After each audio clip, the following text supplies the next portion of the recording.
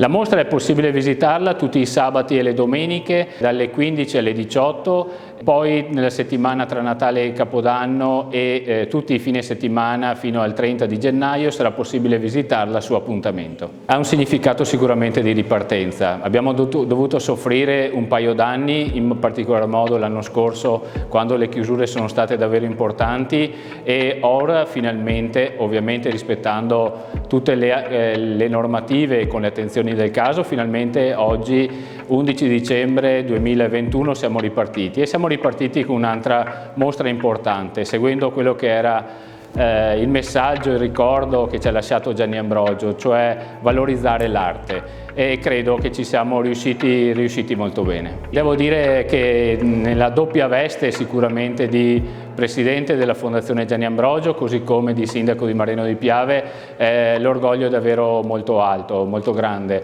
Siamo partiti nel 2014 con una prima grande mostra, e poi abbiamo interrotto appunto solo l'anno scorso 2020 per le note vicende.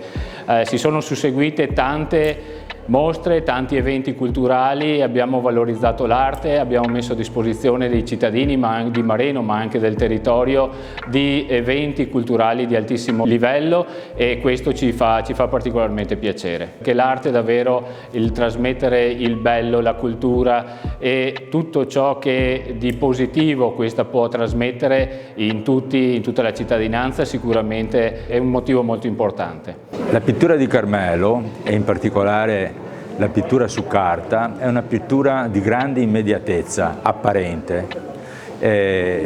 L'immagine si sviluppa attraverso un segno estremamente fluente, e spesso il segno va oltre i confini del corpo, della figura. Ciò nonostante diciamo, questa carica espressiva, addirittura espressionistica, mantiene sempre una gravitazione alla grazia, alla bellezza, e diciamo, il mistero della sua immagine riesce a creare una specie di flusso di energia che ci fa guardare in faccia la realtà, con tutti i suoi problemi, con tutti anche i suoi momenti diciamo, di difficoltà, ma nello stesso tempo ci spinge a superare i limiti e i confini.